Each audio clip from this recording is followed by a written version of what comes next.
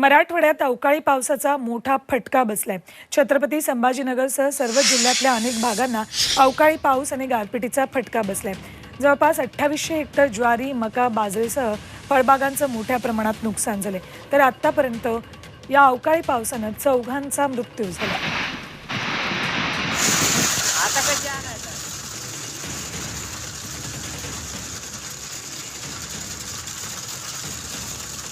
कोणत्या जिल्ह्यामध्ये किती नुकसान झालंय बघूया आपण ग्राफिक्सच्या माध्यमातून।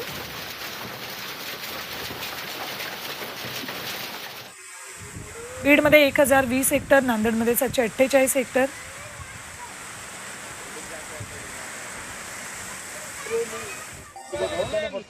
Dharashiv 300 hectare, Hingoli 297 hectare, Sambhajinagar 163 hectare आणि जालना 134 हेक्टर नुकसान झाले। तर लातूरमध्ये 42 आणि परभणीमध्ये 3 हेक्टर नुकसान झाले।